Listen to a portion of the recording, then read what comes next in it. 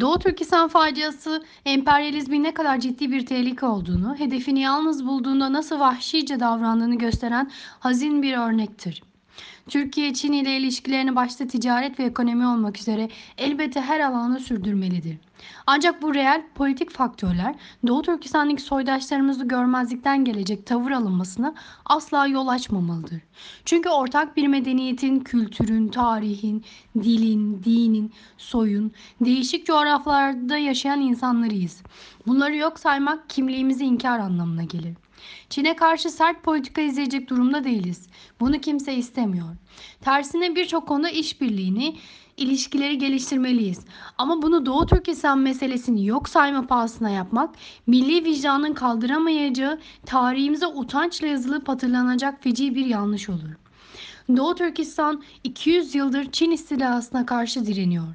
4 defa bağımsız devlet olduklarını ilan ettiler. İlkinin başkanı Yakup Han, Sultan Aziz adına hutbe okuttu. Başa geçirmek için bir şehzadenin gönderilmesini istedi.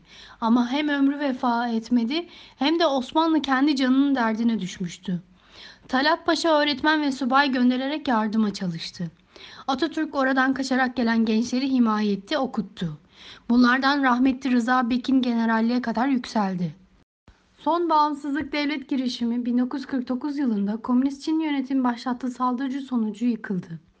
Doğu Türkistan halkının 200 yıllık bağımsızlık girişimlerinin hepsi birer kahramanlık destanıdır. On binlerce Türk çeşitli tarihlerde bu uğurda canlarını verdiler.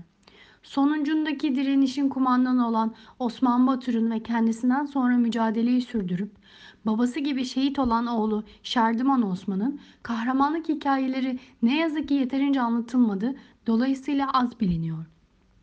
O sadece Doğu Türkistanların değil, tarih boyunca Türklerin yaptığı bağımsızlık mücadelelerinin örnek kahramanlarından biridir. Aradaki çok orantısız güç dengesini aldırmayarak 10 binleri bulan Kızıl Çin askerine karşı sergilediği destansı mücadele, esarete boyun eğmeyerek davası yolunda yiğitçe şehadete yürümesi, milli bilinç sahibi herkes tarafından bilinmeli, saygıyla alınmalıdır. Türkistan'da 1951 yılından sonra tam bir esaret dönemi başladı. Hayatta kalan bağımsızlık mücadelesi liderleri ve aileleri çaresiz durumdaydı. Ülkeden çıkabilmek için Himalaya dağlarını aşmaya çalışırken çoğu hayatını kaybetti. İsa Yusuf Alptekin ve Mehmet Emin Buğra gibi sağ kalanlar Türkiye'ye kadar gelebildiler, iltica ettiler. Bu tarihten sonra başlayan ilticalar döneminde çıkabilenlerin büyük kısmı vatanları olarak benimsedikleri Türkiye'ye geldiler. Ancak Pekin yönetimi baskıları artarak devam etti. Ancak ne yaparlarsa yapsınlar Doğu Türkistan Türkleri esarete razı olmadılar, dini ve milli kimliklerini terk etmediler. 2009'da Ürümçi'de maruz kaldıkları insanlık dışı uygulamaları protesto için toplanan halkın üzerine ağır silahlarla ateş açan Çin güvenlik güçleri 30 bine yakın Uygur'u katletti. Bu cinayetin soruşturmasını yapmak isteyen BM ve Uluslararası İnsan Hakları kuruluşlarının temsilcilerine Çin'e giriş imkanı tanınmadı.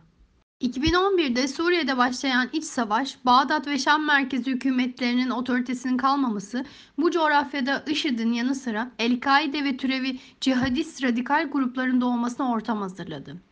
IŞİD bir dönem iki ülkede geniş bir bölgeyi kontrol edecek kadar güçlendi.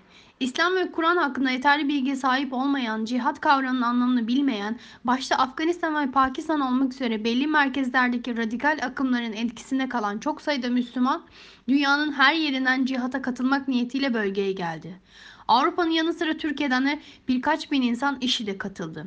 Şam rejimi Rusya ve İran'ın desteğiyle 2015'ten itibaren önce IŞİD'i ve diğer radikal grupları ardından diğer bütün muhalif güçleri büyük ölçüde etkisiz hale getirdi. Ülkenin 2/3'ünü yeniden kontrolü sağladı. Halen direnmeyi sürdüren iki kesim var.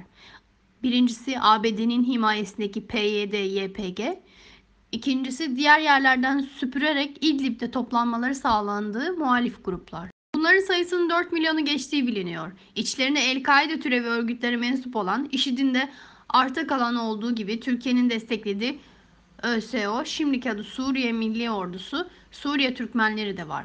Bu süreçte Doğu Türkistan'dan kaçabilenlerin bir kısmı Türkiye'ye gelirken bazıları cihat yapıldığı duyduğu Suriye'ye gidip radikallere katıldı. Bunların sayısı kesin bilinmemekle beraber 2000'i geçmediği tahmin ediliyor ve halen diğer muhaliflerle birlikte Türkistan Tugayı adı verdikleri örgütleriyle İdlib'de bulunuyorlar. Bu marjinal ufak grubun varlığını abartarak Doğu Türkistanlılar, Uygurlar teröristtir demek, bilgisizlik ve cehalet değilse Çin yönetimine yani zalimlere yardakçılık ve uşaklık yapmaktır.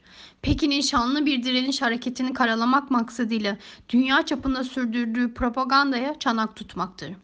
Tabii herkes ahlakının, karakterinin gereğini yapmak durumundadır. Ama Çin'in siyasi ve parasal ağırlığı ne olursa olsun alemlerin Rabbi milyonlarca mazlumun dini ve milli kimliklerini korumak, kitabın ahkamına uymak için nelere katlandığını görüyor, masumların göklere yükselen ahını duyuyor. Sorun sadece bir Türklük ve Müslümanlık konusu değil, insanlık meselesidir. Tartışılan yasa TBMM'den geçmemesi halinde kimse endişe etmesin. Bundan dolayı Pekin Ankara'ya küsüp tepki vermez. Çünkü ilişkilerimizin ekonomik, ticari, siyasi ve stratejik boyutunu ayrıntılarıyla değerlendirecek istihbarata ve politik akla sahipler.